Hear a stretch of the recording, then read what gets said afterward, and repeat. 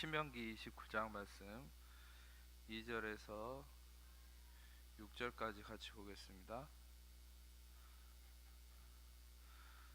한 목소리로 같이 읽도록 하겠습니다.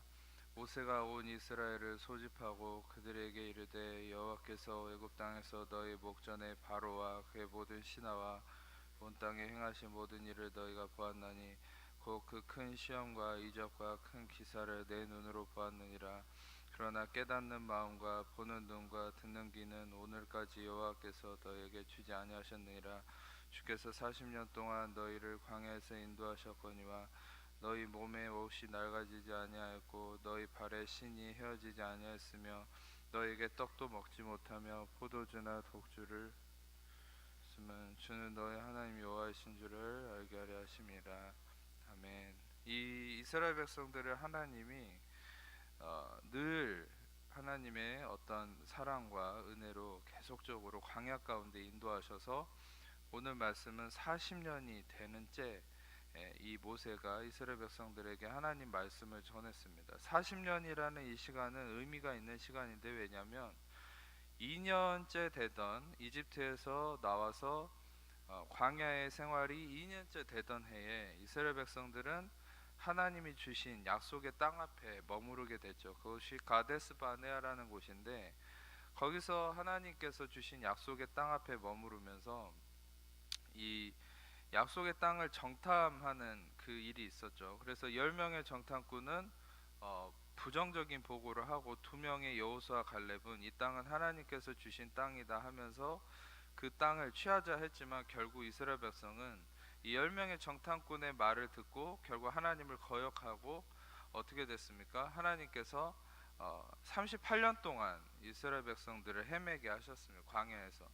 그래서 오늘 말씀은 실상 그 38년째가 끝나는 시간, 즉 40년 동안 너희를 광야에서 인도하셨다라는 얘기를 하면서 이 40년의 시간이 이스라엘 백성들에게 어떤 시간이었는지, 어떤 의미가 있는지를 우리는 알 필요가 있죠. 실상 오늘 말씀에 자세히 다루진 않겠지만 2년째 됐을 때 이스라엘 백성은 분명 하나님께 거역했습니다. 그러면 40년째가 됐을 때 이스라엘 백성은 충분히 하나님의 의도와 마음을 알았을까요?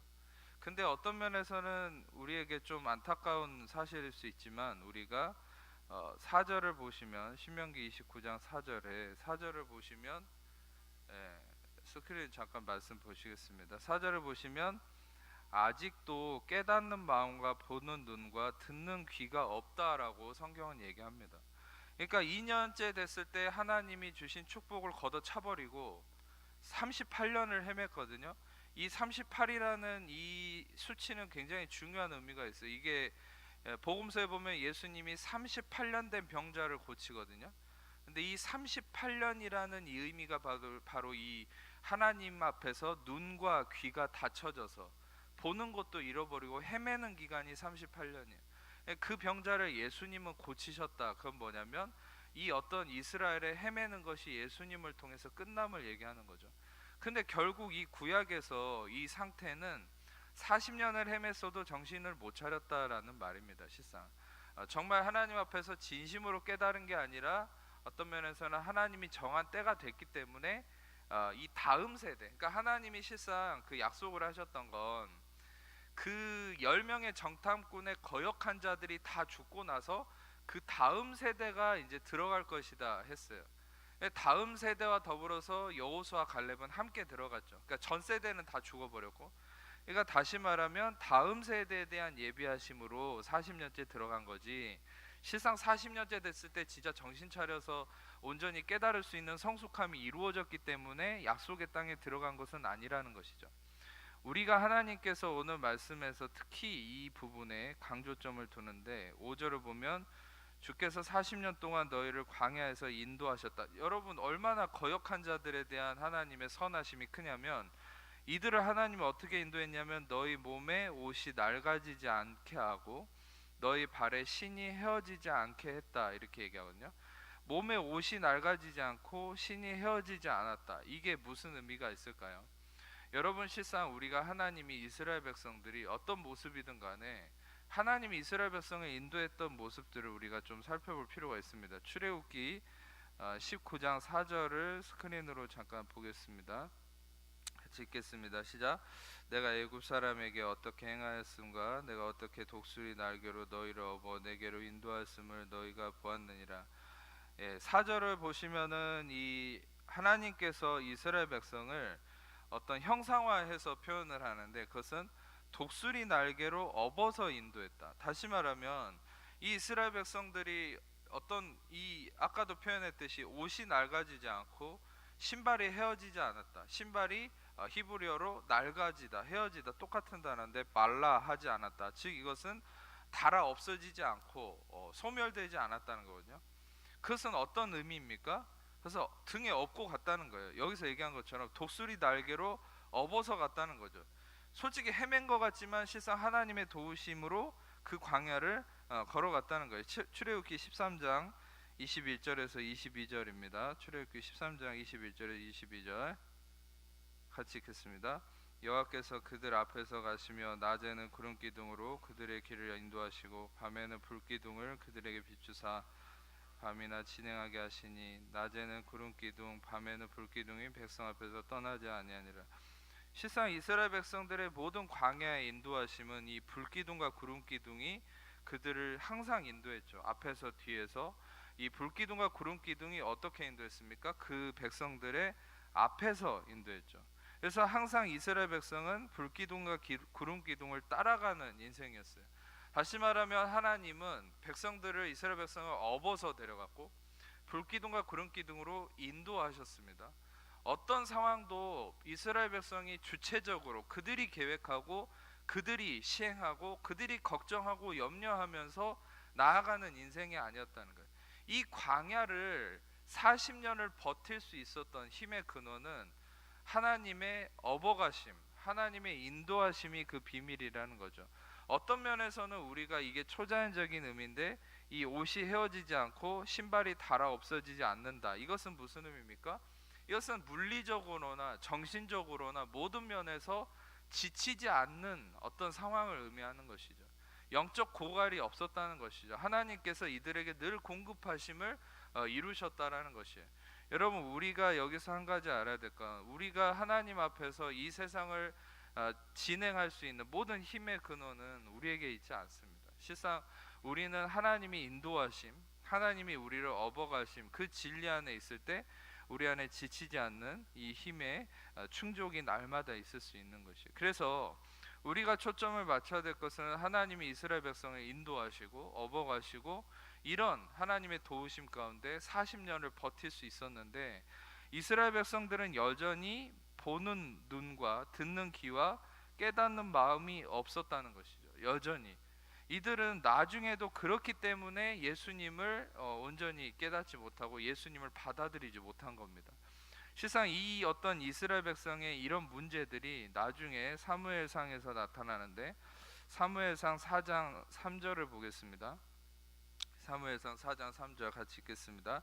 백성이 진영으로 돌아오면 이스라엘 장로들이 이르되 여호와께서 어찌하여 우리에게 오늘 블레셋 사람들 앞에서 패하게 하는고 여호와의 언약궤를 실로에서 우리에게로 가져다가 우리 중에 있게 하여 스스로 우리를 우리 원수들의 손에서 구원하게 하자 하니, 이 말씀에서 중요한 것은 이 블레셋 사람들과 이스라엘이 싸울 때가 이제 엘리 제사장이라는 사람이 이제 말년, 또 사무엘이라는 하나님의 사람이 새롭게 등장하는 이스라엘의 아주 과도기적인 상황인데, 이 상황에서 이스라엘 백성들이 굉장히 우둔한 짓을 합니다. 그것은 뭐냐면 블레셋 사람과 전투하는 가운데 방금 읽었던 3절에서 뭐라고 얘기하냐면, 우리가 패배할 것 같으니까 언약궤를 가지고 나가면은 승리할 거다, 이렇게 얘기를 하는 것이에요.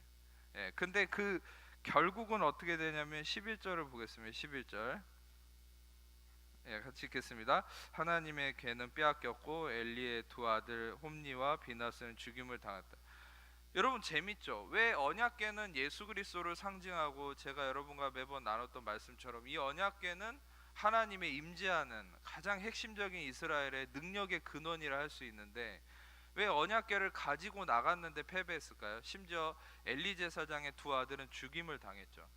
여러분, 우리가 알아야 될 것은 이 언약궤이신 이 언약계신 예수 그리스도 그 자체는 능력이지만, 여러분 우리가 아까도 이스라엘 백성을 하나님이 인도할 때 불기둥과 구름기둥이 앞서 행했고, 하나님이 독수리 날개로 업어서 인도했을 때는 그들에게 모든 것이 축복으로 인도함을 받았지만, 여러분 한 발자국이라도 사람이 이끌어가고 사람이 앞서 나갈 때는 오늘 방금 봤던 이 말씀처럼 죽음으로 결과가 끝나는 거예요. 여러분 전에 우리가 성경에서 확인했듯이 언약궤를 다윗이 가져오다가 이 수레로 가져오다가 이 소가 이렇게 흔들려 가지고 언약궤가 떨어질 뻔한 것을 우사라는 사람이 바로 잡으려고 했죠. 바로 잡으려고 언약궤를 잡았는데 어떻게 됐습니까? 그 자리에서 죽어버렸죠. 여러분 의도가 참 좋습니다. 언약궤가 다치면 안 된다. 하나님의 것이 해를 보면 안 된다. 의도는 좋죠. 그런데 죽어버렸어요. 여러분 어떤 면에서는 지금 이 사무엘상 상황도 마찬가지죠. 의도는 좋죠. 우리 이스라엘이 패배하면 안 된다. 승리할 수 있다. 언약궤는 힘이 있는 거다. 언약궤를 가지고 나가면 승리할 거다. 여러분 뭐가 잘못됐습니까? 그런데 왜 이들은 죽임을 당했을까요? 반대로 여러분 왜 요단강을 건널 때 언약궤를 맨 제사장들이 요단강을 밟았을 때는 왜 언약궤를 통해서 요단강이 갈라지고 이스라엘 백성들이 그 길을 맨 땅처럼 건널 수 있었을까요? 도대체 그 차이가 뭡니까? 똑같은 언약궤를 가져갔고, 언약궤는 그 자체가 능력이 있고 예수 그리스도를 상징하는 힘의 근원인데 왜 어떨 때는 패배하고 어떨 때는 죽어버리고 왜 어떨 때는 승리하냐는 거예요. 여러분 우리의 신앙생활도 똑같습니다. 우리가 매번 얘기하는 것처럼 성경책 자체를 신봉하는 사람들이 있어요. 때로는 이 기독교라는 자체를 신봉하는 사람이 있어요. 기독교라는 자체를 붙들고 나가면 우리가 승리할까요? 십자가, 드라큘라 영화에서 보는 것처럼 십자가를 들고 다니면 여러분이 항상 승리할 거라고 생각하십니까? 성경책을 존중한답시고 베고 자지도 않고 고이 가장 중요한데 금고에다 모셔놓으면 그게 하나님을 경외하는 일입니까? 여러분 실상 이스라엘 백성들이 이걸 분별을 못한 거예요. 이 부분을 항상 내가 먼저냐 하나님이 먼저냐, 요게 항상 충돌이 일어나는 거예요. 항상 누가 주체냐인 것이 중요한 거라는 거죠. 여러분 결론적으로 말씀드리면 왜 사무엘상에서 홈리와 비드아스 즉 이스라엘의 장로들은 이 능력인 언약궤를 가지고 나가서 패배버리고 빼앗겨 버렸습니까? 그것은 그들이 의도했기 때문이죠. 성령께서 어떤 루트로도 성령께서 지시하신 바가 아니에요. 나중에 블레셋을 상대하는 다윗을 보면 다윗은 늘 하나님께 물었죠. 성령의 인도하심을 받았습니다. 성령이 말씀하시면 가고, 말씀하시지 않고 머물러 있으라면 머물고, 불기둥과 구름기둥이 진행을 하면 따라가고, 불기둥과 구름기둥이 멈추면 멈추고, 다시 말하면 성령이 인도하시는 바로 많이 나아가는 것이죠. 그런데 내가 이걸 하면 좋겠다, 내가 이걸 하면 아니겠다라는 나를 통한 판단 기준은 항상 패배로 인다는, 항상 그게 어떤 선한 의도든지 간에 여러분이 알아야 될 것은 아무리 예수 그리스도라도 아무리 기독교적인 어떤 좋은 경건성과 좋은 거라도 그걸 내가 도구로 삼는 순간 여러분 결론은 다 썩어 빠지게 돼 있어요. 결론 다 썩어버리게 돼 있는 거예요. 여러분 우리는 하나님의 도우심과 하나님의 인도하심, 하나님의 그 주체적인 주권 안에 인도하심이 있을 때만 우리는 그분 안에서 참된 생명을 맛볼 수 바로 그거에 대한 이야기가 방금 읽었던 이 언약궤의 사건인 것이죠. 결국 여러분 이스라엘 백성은 또 지금 우리 믿음의 사람들도 끊임없이 이 훈련 가운데 있는 거예요. 이 유혹과 이 부딪힘과 싸움이 늘 있는 겁니다. 성경에서 명확하게 갈라디아서 5장에 얘기한 것처럼 육신의 소욕과 성령의 소욕이 늘 부딪히는 바가 뭔지 아세요? 육신의 소욕이라는 건 여러분 나쁜 일을 하는 게 아닙니다. 기독교인들이 여러분들이 신앙인으로서 늘 나쁜 일을 하는 것이 아니에요. 좋은 의도를 가지고 좋은 걸 하려고 합니다. 그런데 왜 항상 주님의 이름으로 하는데 안 되는 게 더 많습니까? 그것은 주님의 이름으로 하지만 내가 앞서가고 내가 주체가 되는 것인가? 아니면 정말 성령께서 원하셔서 성령의 인도하심을 따라서 하는 것인가? 이것이 항상 우리에게 있어서 분별되어져야 되는 가장 중요한 부분이라는 거예요. 여러분, 제가 지금부터 여러분들에게 이 부분에 대해서 우리가 어떻게 분별을 하고 나가야 될지 그 비결을 같이 좀 나누고 싶어요. 요한복음 6장 26절을 보겠습니다. 요한복음 6장 26절. 요한복음 6장 26절을 같이 읽겠습니다. 시작. 예수께서 대답하여 이르시되 내가 진실로 진실로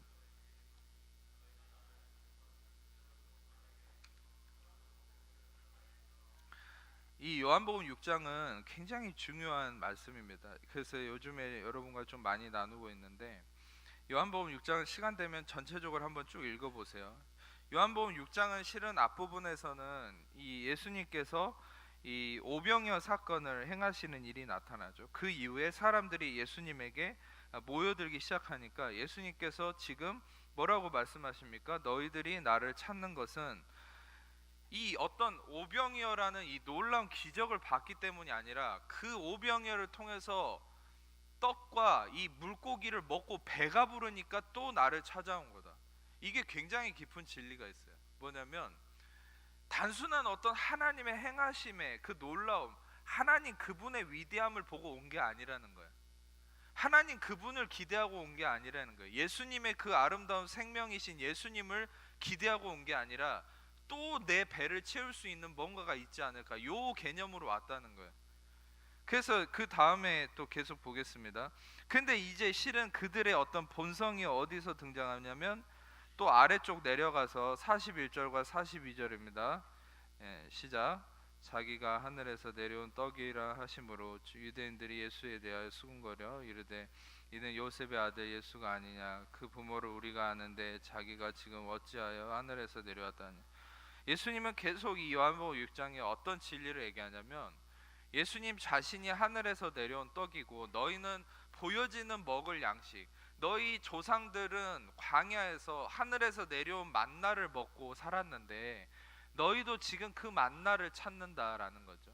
너희 삶에 배부르지 않을 수 있는 영원한 양식을 찾음으로 매일의 어떤 먹고 입고 마시고 이런 고민을 가지고 살아가는데, 너희들이 진짜 배부르지 않을 수 있고 목마르지 않을 수 있는 양식과 생수는 바로 예수님 자신이라고 얘기하는 거예요. 그러면서 광야에서 내렸던 그 만나의 본질이 예수님 자신이라는 거예요. 그래서 내가 하늘에서 내려온 만나다 이런 얘기를 하니까 사람들이 뭐라 얘기합니까? 하늘에서 내려온 떡이라 하심으로 유대인들이 수군거렸다고 그러죠. 그리고 그 뭐라 얘기합니까? 요셉의 아들 예수다. 그러니까 다시 말하면 이스라엘 백성들은 계속 예수님을 그냥 그 본질을 보지 못하는 거예요. 그냥 어떤 면에서는 표면에 보여지는 모습으로만 예수님을 계속 판단하고 있는 겁니다. 52절을 보겠습니다. 시작. 그러므로 유대인들이 서로 다투어 이르되 이 사람이 어찌 등이 자기 살을 우리에게 주어 먹게 하겠느냐. 이제 예수님께서 또 한 가지 또 진리를 얘기하죠. 내 살을 먹고 내 피를 마시는 자는 영원히 살 것이다, 이런 얘기를 하니까 그러면 어떻게 또 이렇게 얘기하죠. 어떻게 사람이 자기 살을 먹을 수 있냐? 어떻게 자기 살을 줘서 우리가 먹게 하겠냐? 여러분, 여러분 솔직히 이런 예수님의 이 뭡니까? 이렇게 진리를 얘기하는 모습과 이 어떤 상황을 한번 자세히 묵상을 해보세요. 여러분, 개그 콘서트가 요즘 재밌습니까? 그 어떤 하여튼 제일 재밌는 코미디 프로보다 더 웃긴 게 이 상황이에요. 이해가 되십니까? 진짜 이 말씀을 자세히 한번 묵상을 해서 얼마나 웃긴지. 예수님은 하늘에서 내려온 양식으로서 자신을 설명하고 있는데 이스라엘 백성들은 굉장히 뚱딴지 같은 소리만 하고 있는 거죠. 어떻게 사람 살을 먹겠냐, 이런 대응이나 하고 있으니까 얼마나 웃깁니까? 여러분, 그만큼 이 눈과 귀가 가려져 있는 이 하나님의 사람들의 실존이 이렇게 웃기다는 거예요. 어쩌면 여러분 우리도 그런 면으로 신앙생활 하는 부분이 있을 수 있다는 거예요. 하나님의 하늘의 진리의 말씀을 나의 표면적인 것으로만 받아들이는 거예요. 그러니까 전혀 말씀을 모르는 거예요. 신앙생활을 10년을 하든 20년을 하든 30년을 하든 그게 아무런 유익이 안 되는 거죠. 왜? 바로 이스라엘 백성처럼 이렇게 받아들인 거예요. 그 살을 어떻게 먹냐, 이런 소리 하고 있는 거죠. 자, 60절에서 63절입니다. 시작. 제자 중 여럿이 듣고 말하되 이 말씀은 어렵도다 누가 들을 수 있느냐 한데 예수께서 스스로 제 아들이 이 말씀에 대하여 수군거리는 줄 아시고 이르시되 이 말이 너에게 걸림이 되느냐? 그러면 너희는 인자가 이전에 있던 곳으로 올라가는 것을 본다면 어떻게 하겠느냐? 살리는 것은 영이니 유익 내가 너에게 이른 말은 영이요 생명이라. 자, 예수님께서 이런 어떤 말씀들, 하늘의 진리를 계속 얘기하시죠. 사람들이 이해를 하든 말든 받아들이든 안 받아들이는 계속 하나님의 진리를 얘기하니까 예수님을 따르던 수많은 사람들, 수많은 제자들이 있었는데 뭐라고 얘기합니까? 이 말씀은 어렵다. 어떻게 이것을 들을 수 있겠냐? 이렇게 반응을 하죠. 그리고 수군거리기 시작하는 거예요. 다시 말하면 예수님의 말씀에 대해서 수군거린다는 것은 결국은 자기의 생각과 자기의 판단으로 말씀을 받아들이지 않는 겁니다. 여러분, 성경에서 유대인들이 수군거린다라는 이 기록을 보게 되면 여러분, 수군거린다는 건 그냥 의문을 표시하는 게 아니에요. 받아들이지 않는 거예요. 진리를 받아들이지 않는 인간의 자기의 강팍함을 얘기하는 겁니다. 결국 이들은 수군거리고 나서 이제 떠나려고 하니까 예수님이 이 말이 너에게 걸림이 되느냐 이렇게 얘기하죠. 너에게 이 말이 왜 걸림이 되느냐로 얘기했겠어요? 겨울 인간은 신명기 아까 40년을 헤맸어도 말씀에서도 얘기했듯이 29장에 40년을 헤맸어도 보는 눈도 없고 깨닫는 마음도 없고 들을 귀도 없는 거예요. 그러니까 가려져 가지고 예수님이 얘기하는 이 진리를 영으로 받지 못하고 어떻게 합니까? 껍데기로 받은, 계속 육신으로 해석하는 거예요. 그냥 자기랑 안 맞으면은 그냥 동의 못하고 떠나가는 거죠. 그래서 여러분, 그렇게 신앙생활을 하는 사람들이 태반입니다, 여러분. 그래서 여러분들이 알아야 될 게 말씀을 듣는다고, 설교를 듣는다 해서 다 변화되는 게 아니에요. 여러분들이 알아야 될 것은 말씀을 듣는 게, 여러분은 복음을 들어야 됩니다. 아멘. 아멘. 우리는 그래서 복음을 들어야 되는 거예요. 복음이라는 게 뭐냐면 말씀 안에 숨겨진 예수 그리스도의 진리를 듣고 그 진리 안에서 여러분이 진리와 하나 돼서 여러분들의 말씀을 통해 영혼육이 여러분 그 말씀과 하나 되어지는 과정이 복음의 역사예요. 그러니까 그 복음의 역사를 경험해야만 여러분이 진짜 예수님을 경험하는 신앙인이 된 거지, 여러분이 맥도날드 들어간다고 다 빅맥이 되는 게 아니죠. 여러분들이 어떻게 알 수 있냐면 교회 다닌다 해서 다 구원받는 것도 아니에요. 실은 여러분들이 알아야 될 것은, 교회 다녀서 30년간 설교 들으면 여러분들이 진짜 말씀의 전문가가 될 거라 생각하십니까? 아니요. 여러분들은 복음을 듣고 복음을 깨닫고 복음 안에서 예수 그리스도를 알게 될 때 그것이 여러분에게 생명이 되어서 그 생명이 여러분들의 삶에 옷이 낡아지지 않고 신발이 헤어지지 않는 이 은혜를 경험할 수 있는 거예요, 크리스천들은. 아멘. 근데 여러분, 많은 사람들은 어떻게 삽니까? 낡아지고 헤어지고 상처받고 고통당하고 계속 잘못된 악순환이 계속되죠. 왜입니까? 내가 내 힘으로, 내 지식으로, 내 어떤 결론으로, 지금 어떻게 보면 여기 요한복음에 나타나 있는 것처럼 이 제자들처럼 예수님의 살을 우리는 어떻게 먹을 수 있느냐, 인간이 어떻게 사람의 살을 먹을 수 있느냐, 자기의 개념 안에서 예수님을 해석하고 진리를 그렇게 받아들여서 결국은 눈이 닫히고 귀가 닫힌 채 어떻게 합니까? 하나님을, 언약궤를 자기가 이용하는 삶을 살죠. 불기둥과 구름기둥이 나를 인도해 가고 독수리 날개에 업혀가는 이런 하나님의 은혜의 인도하심이 아니라 내가 예수님을 이용하고 내가 예수님을 활용하고 내가 예수님을 도구로서 때에 맞게, 이럴 때는 필요 없는데 이럴 때 필요할 때만 예수님을 찾아서 그분을 이용하는 삶. 여러분, 그럴 때 우리는 크리스천이지만 가장 비참해질 수 있다는 거예요. 63절을 보시면 63절이에요. 살리는 것은 영이, 같이 읽겠습니다. 살리는 것은 영이니 육은 무익하니라. 내가 너에게 이른 말은 영이요 생명이라. 분명히 예수님 뭐라 했냐면 살리는 것은 영이다, 육은 무익하다. 하지만 여러분들을 살릴 수 있는 건 영인데 그 영의 실체가 뭐라 얘기하냐면 내가 너에게 이른 말, 그게 영이고 생명이에요. 여러분, 그럼 여기서 잘 생각해 보세요. 이 당시에 이 사람들이, 이 유대인들이 붙들고 있던 신봉하던 말씀이 없었습니까?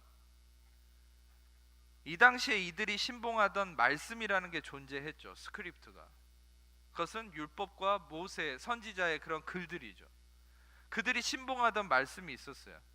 근데 예수님은 정확하게 뭐라 얘기하냐면 그 말씀들이 너에게 무익하게 됐다라는 거죠. 그럼 심지어 예수님께서 영으로서 너희를 유익하게 하는 그 말씀이 어떤 말씀인지 실체를 알려주죠. 그게 뭡니까? 예수님께서 우리에게 이르는 말, 예수님께서 알려주시는 말. 여러분 실상 그것을 우리는 복음이라고 얘기할 수 있는 거예요. 네. 발 집어넣으세요. 복음이라고 얘기하는 것이에요.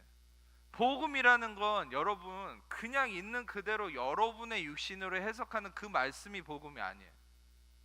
복음은 예수님이 말씀을 통해 드러나서 여러분에게 레마로 진리로 들어가는 것이 그게 복음인 거예요. 아멘. 이해가 되십니까? 이 말씀이 여러분들에게 이해가 되어질 때 저는 여러분들이 이 말씀을 통해서 한 단계 더 성숙할 수 있다고 믿습니다. 아멘. 다시 한번 말씀드릴게요. 여러분 말씀을 그냥 있는 그대로 말씀으로만 받아버리기 때문에 여러분들에게 모든 말씀이 율법화되고 정죄화되며 여러분들이 그 말씀의 틀 안에 갇혀서 아무런 생명이 없다는 거예요. 그런 것 가운데 30년을 신앙생활하고 50년을 신앙생활해도 말씀에 대한 깨달음이 없어요. 실상 여러분 제가 여러분들에게 설교를 할 때 말씀을 해석해드리고 풀어드리는 게 왜 여러분들한테 감동이 된다고 생각하십니까? 원어를 해석해서요? 제가 여러분들한테 뭔가 지식적으로 뛰어난 걸 계시해서 그렇습니까? 아니에요. 한 가지입니다. 한 가지.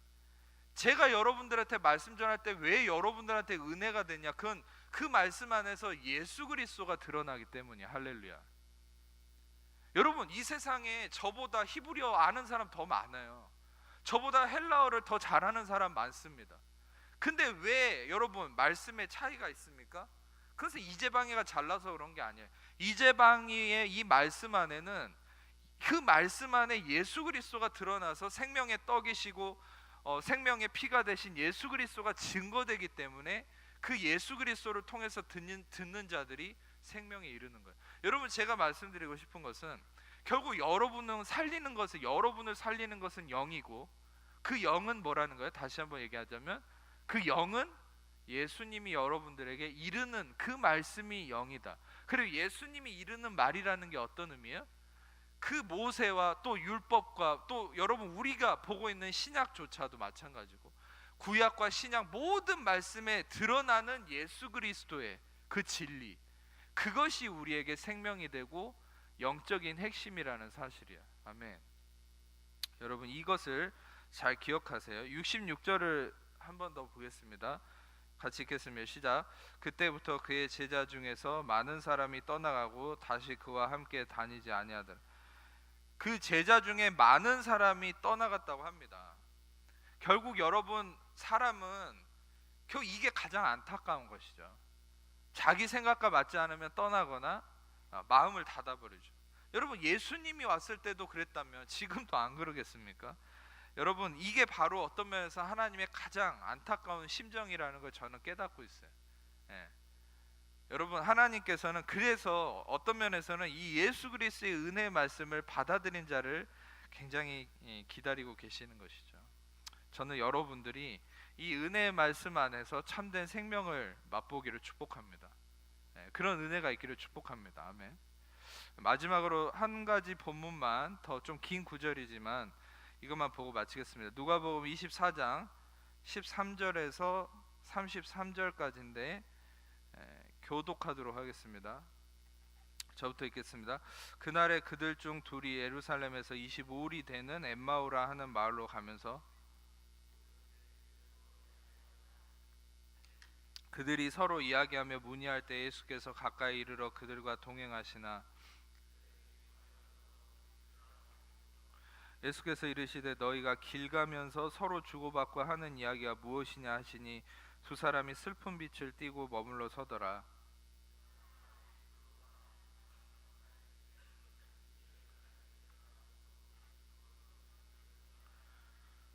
이르시되 무슨 일이냐 이르되 나사렛 예수의 일이니 그는 하나님과 모든 백성 앞에서 말과 일에 능하신 선지자이거늘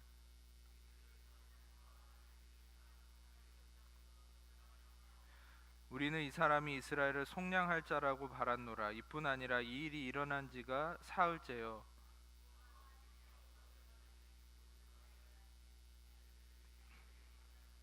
그의 시체는 보지 못하고 와서 그가 살아나셨다 하는 천사들의 나타남을 보았다 함이라.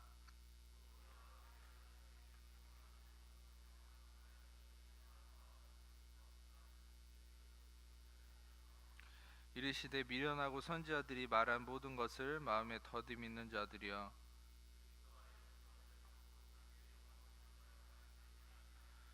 이에 모세와 모든 선지자의 글로 시작하여 모든 성경에 쓴 바 자기에 관한 것을 자세히 설명하시니라.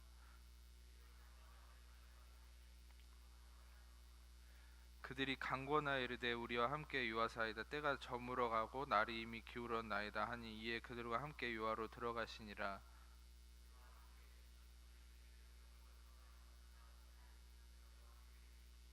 그들의 눈이 밝아져 그인 줄 알아보더니 예수는 그들에게 보이지 아니하시는지라.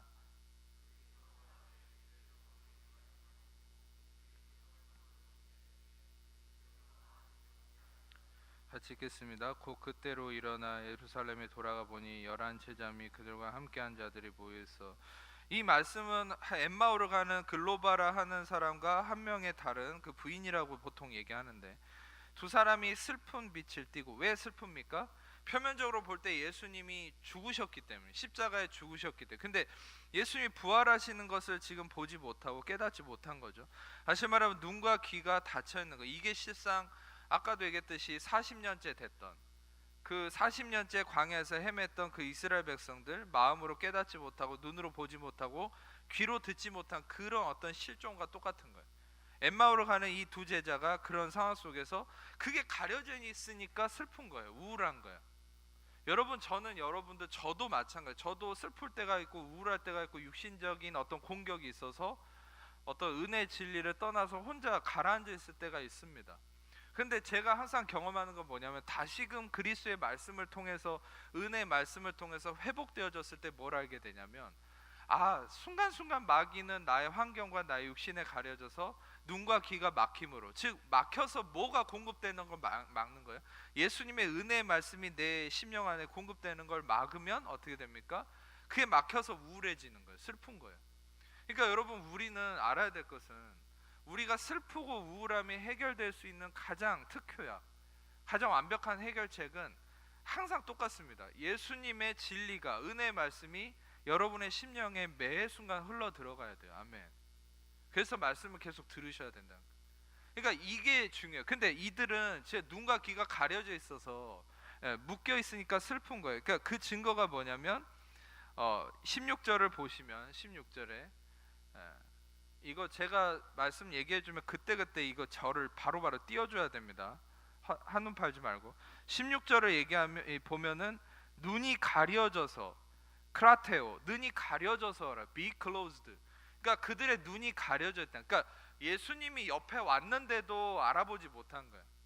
그러니까 다시 말하면 여러분, 우리도 그렇죠. 신앙생활을 하지만 어제까지 은혜를 경험했어도 오늘 슬픈 상황, 오늘 마음이 왠지 우울한 거 보면 예수님을 전혀 느끼지 못하는 거예요. 그냥 가려져 있는 거죠. 이 가려짐이 문제라는 것이죠. 눈이 가려져서 예수님을 보지 못했다, 이렇게 얘기하죠. 근데 예수님께서 너희가 왜 슬퍼하느냐 이렇게 물었을 때 글로바가 예루살렘에 예수님이 죽으심을 얘기하죠. 그러면서 예수님이 이들과 동행하면서 예수님이 이들에게 어떤 일을 행합니까? 25절을 보면 미련하고 선지자들이 말한 모든 것을 마음에 더듬 있는 자들아, 이렇게 얘기하죠. 그리스도가 고난을 받고 자기 영광에 들어가야 될 것을 알지 못하냐. 그러면서 예수님이 이 눈이 가려져 있는 자들에게 행하신 해결책이 무엇입니까? 이것은, 예수님이 이 행하신 해결책은 실상 오늘 읽었던 신명기 29장에 마음이 가려져 있고 눈이 가려져 있고 귀가 닫혀 있는 그 이스라엘 백성들에 대한 해결책이기도 합니다.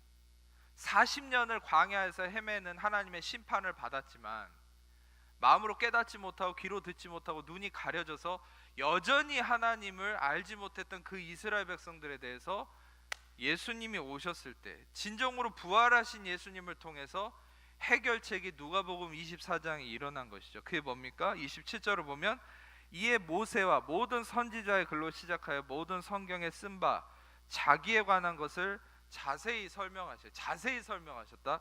이 자세히 설명하셨다는 건 디에르메니오라는 헬라어인데 이게 뭐냐면 충분히 해석했다는 거예요.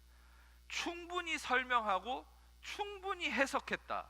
여러분, 제가 여기에 대해서 한 가지 여러분 좀 도전하고 싶은 게, 여러분이 이제까지 신앙생활을 하면서 설교 시간에 성경 공부를 하면서 여러분이 교회 신앙생활을 하면서 얼마만큼 말씀 안에 있는 예수님에 대해서 충분히 설명을 들으시고 충분히 해석을 받아보셨습니까? 우리는 그렇지 못한 거예요. 그러니까 눈이 가려지는 거예요. 그러니까 예수님을 알지 못하니까 신앙생활이 기쁘지 않은 거예요. 그러니까 마음에 평안이 없는 거예요. 그러니까 율법에 매이는 거예요. 그러니까 나 중심적 신앙생활이 되는 거예요. 내 삶의 신앙생활, 내 삶의 기준이 예수님이 되지 못한 이유가 뭐예요? 충분히 이 말씀 안에서 예수님을 충분히 발견하지 못한 거예요. 여러분, 우리는 더욱더 많이, 더 많이 천국 가는 그날까지 더욱더 충분히 말씀 안에서 예수님을 발견해야 됩니다. 아멘. 더욱더 말씀 안에서 예수님을 여러분이 만나야 됩니다. 아멘. 잘못된 은사주의자들이 얘기하는 것처럼 쓰러지면 예수님을 발견한다? 그거는 여러분 말씀의 본질의 어떤 열매적인 부분이지 그게 본질이 될 수 없어요. 여러분 체험에 의존하는 사람들은 그 다음날 되면 다 잊어먹습니다. 그 느낌과 감정에 의존하는 사람들은 믿음이 없는 거예요. 없는 거랑 똑같은 거예요. 여러분 믿음은 들음에서 나고 들음은 그리스도의 말씀으로만 말미암은 것이에요. 레마토스 크리스토스, 그리스도의 말씀으로 말미암은. 그리고 제가 한 가지 더 도전하고 싶은 건 레마토스 디오스가 아닙니다. 하나님에 대한 말씀이 아니에요. 제가 말씀드릴 수 있는 건 코란, 이슬람도 알라신이라고 하는 자는 엘로힘이에요. 그거는 하나님입니다. 이슬람도 코란 경전에는 하나님에 대한 얘기를 하고 있어요. 여러분, 우리는 하나님에 대한 말씀을 듣는 게 아니에요. 바로 여러분의 생명의 떡이고 피가 되신 생명의 구원의 능력이신 예수 그리스도에 대한 말씀을 들어야 되는 거예요. 아멘. 아멘이십니까? 예수 그리스도에 대한 말씀이 여러분들을 믿음으로 이르게 하고 믿음으로 이르러서 여러분들 삶에 그의 생명이 되게 해요. 그러니까 여러분들은 다시 한번 도전하는 건 모든 말씀을 통해 매 순간 날마다 기회가 될 때마다 예수님에 대해서, 그 말씀 속에 숨겨진 예수님에 대해서 충분한 설명을 들어야 된다는 거죠. 디에르메니오 해야 된다는 거죠. 할렐루야. 그래서 여러분들이 제가 이런 말씀을 좀 강하게 얘기하는 이유는 그런 말씀을 전하는 예수님, 말씀 안에서 예수님을 드러내는 그런 사역을 하는 교회를 찾아가세요. 네. 그런 사역을 하는 목사님을 찾아다니세요. 여러분이 알아야 될 건 큰 교회를 찾아가야 되는 게 아니에요. 큰 교회 다니는 성도들한테 물어보세요. 행복한가? 행복하지 않은 사람이 많아요. 여러분 중요한 것은 우리는 말씀을 통해 신앙생활을 하는 겁니다. 그런데 이 말씀을 통해 예수님을 공급받지 않으면 어떻게 신앙생활을 하겠어요? 그러니까 성도들이 기존에 교회 다니다가 다 이단으로 빠지는 거예요. 말씀의 중심이 없으니까. 그래서 성도들이 다 헤매고 있는 거예요. 맨날 교회는 반으로 나눠져서 싸우고. 그게 왜 그렇습니까? 예수님을 발견하지 못하, 예수님을 듣지 못하니까. 즉 이들은, 여러분 이 우울에 있는 이들에게 예수님이 자신에 대해서 충분히 설명해 주셨을 때 어떤 일이 일어납니까? 31절에 축사하시고 그들과 같이 머무를 때 31절을 볼게요. 축도를 띄워주지 말고 축사 31절을 같이 보겠습니다. 시작.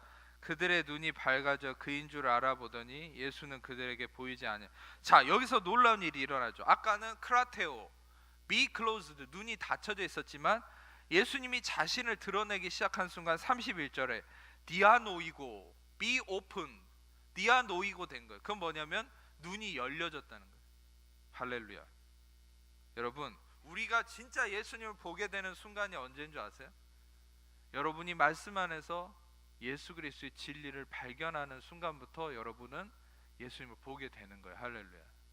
그리고 예수님을 보게 됐을 때 32절에 그들이 같이 고백하죠. 같이 읽겠습니다. 시작. 그들이 서로 말하되 길에서 우리에게 말씀하시고 우리에게 성경을 풀어주실 때 우리 속에서 마음이 뜨겁지 아니하더냐. 여기서는 좀 다르게 성경을 풀어주셨다. 그때 이게 똑같이 얘기합니다. 디아노이고 했다. 길에서 예수님께서 우리에게 성경을 디아노이고 완전히 열어 제꼈다. 완전히 성경을 열어주셨다. 예. 여러분, 하나님의 말씀은 우리가 사사로이 풀 수 없습니다. 이재방이가 여러분들한테 전하는 예수 그리스도의 말씀이 단지 히브리어, 헬라어, 영구에서 여러분들한테 보여줬다고 생각하십니까? 그러면 다 썩은 거예요. 그거는 이재방이 머리통에서는 그런 진리가 나올 수 없어요. 저도 껍데기일 뿐이니까. 근데 저라는 질그릇을 하나님 활용하셔서 하나님 그분이 말씀을 열어서 아포칼립토 말씀을 계시해 주셨기 때문에 제가 그 보화인 하나님의 말씀을 받아들고 여러분들에게 흘려보낼 수 있는 거예요. 아멘.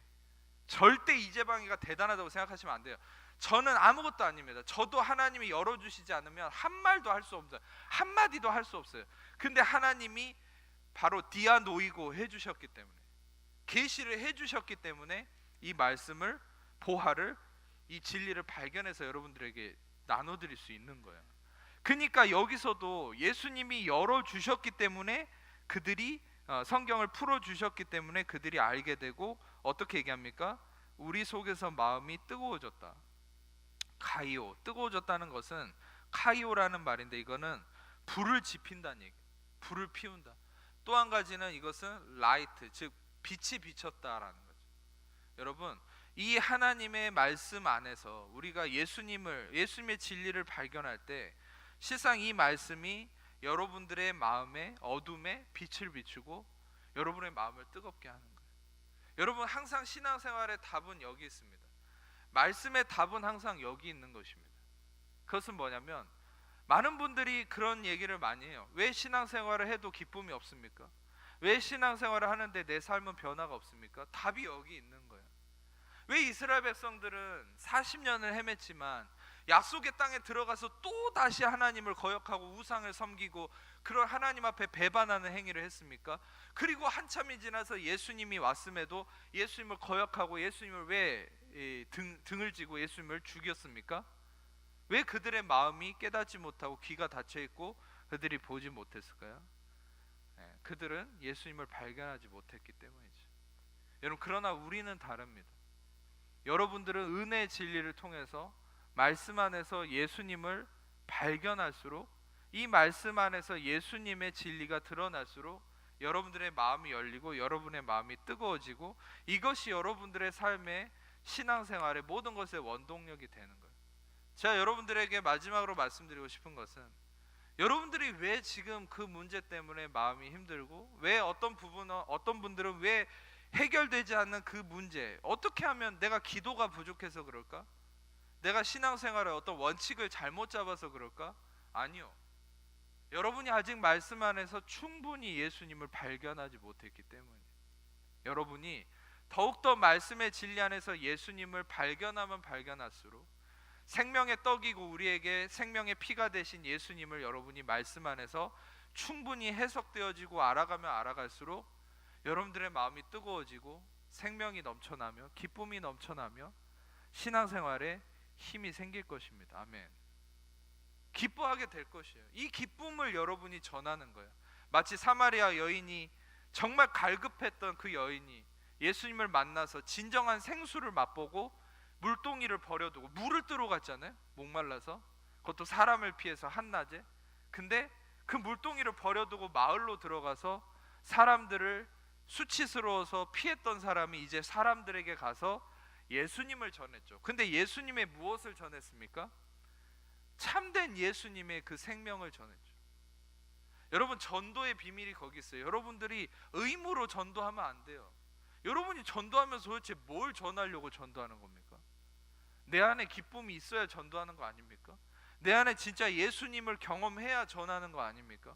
그냥 무작정 예수 믿으라고 전도하면 요즘 사람들이 들을 거라고 생각하십니까? 아니요.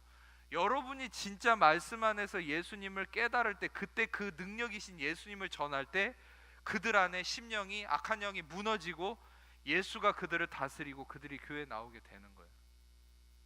여러분, 우리부터가 먼저 말씀 안에서 예수님을 경험해야 됩니다. 말씀 안에서 예수님을 경험한다는 게 뭡니까? 그것은 끊임없이 이 은혜의 말씀을 통해서 이 말씀 속의 실체, 진짜 본질이신 예수님을 여러분이 듣고 또 들어야 되는 거예요. 예. 그 예수님을 만날 때 여러분들의 삶은 이전과 같지 않을 거예요. 뜨거워질 거예요. 여러분의 마음에 빛이 비칠 거예요. 그 삶의 빛이 비쳐서 여러분의 삶에 생명이 잉태하는 역사가 있을 거예요. 아멘. 결론적으로 말씀드리면 신명기 29장에 40년을 광야에서 헤맨 이스라엘 백성도 그들의 하나님의 도우심으로 옷이 헤어지지 않고 신발이 떨어지지 않았지만 여전히 그들의 마음은 닫혀 있고 눈도 닫혀 있고 귀도 닫혀 있어서 그들은 생명을 얻지 못했습니다. 결국 약속의 땅에 들어가서도 다 타락했죠. 그런데 예수님이 죽으시고 부활하셔서 이제 이 예수님이 누가복음 24장에 그 제자들에게 이 예수님 자신을 모세의 글과 모든 선지자의 글에 예언된 그 글 안에서 예수님 자신을 해석해주고 풀어주셨을 때 이들 안에 회복이 일어나고 뜨거워져서 이들에게 어떤 신체적인 변화가 일어났어요. 그게 뭐냐면 24장 33절입니다. 33절을 보면 읽지는 않을게요. 그때로 일어나서 예루살렘에 돌아갔다 그러죠. 여러분 아까 13절을 보시면 13절을 띄워주세요. 13절을 보시면은 13절입니다. 그 둘이 예루살렘에서 엠마오까지 이 거리가 어떻게 되냐면 25리죠. 25리는 10km거든요. 계산을 해보면. 근데 10km를 여러분 엠마오로 가서 10km를 이미 간 거거든요. 엠마오는 실상 어떤 곳인 줄 아세요? 원베스라는 곳이에요. 그러니까 엠마오는 실제 지역적으로 온천이 있는 곳입니다. 그러니까 이들은 피곤해서 온천을 찾아간 거예요. 이 몸에 쉼을 얻으려고. 근데 엠마오를 가다가 예수님을 만나서 육과 영혼 육의 회복이 일어난 상황 속에서 어떤 일이 일어났습니까? 33절을 보면 그때로 일어나서 10km를 갔다가 이 슬퍼하는 사람들이 10km 갔다가 다시 10km를 단숨에 그 밤에 단숨에 달려간 거죠. 여러분 우리는 마음만 뜨거워지는 게 아니라 예수님의 이 진리를 알고 예수님을 말씀 속에서 만나면 여러분의 육체적인 것도 회복되고 여러분의 삶도 여러분의 생활도 바뀌어지게 된다는 거예요. 아멘. 하나님이 주시는 에너지가 이 말씀 안에 있는 예수 그리스도를 여러분이 알게 되므로 그 새로운 힘이 여기서 나오게 된다는 사실이에요. 여러분 오늘 말씀을 통해서 저는 여러분이 더 말씀 안에 예수님을 발견하고 또 이 은혜의 말씀을 통해서 예수님의 진리를 듣고 또 들음으로 여러분이 말씀을 통해 더욱더 회복되어서 여러분 삶이 이 엠마오에서 예루살렘까지 단방에 뛰어갔던 이 다시 에너지의 회복이 일어난 이 두 제자와 같이 여러분 삶이 그런 놀라운 회복의 역사가 있기를 축복합니다. 기도하겠습니다.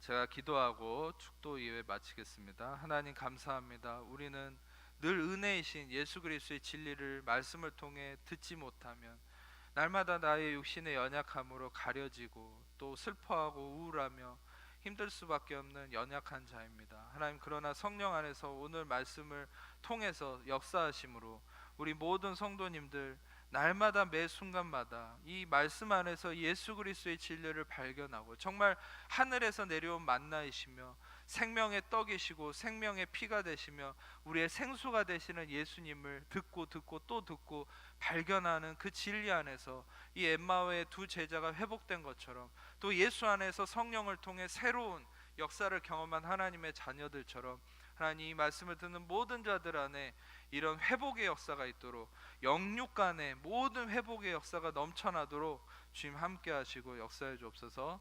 모든 것들 주님께 감사드리며 우리를 사랑하시는 예수님 이름으로 기도합니다. 아멘.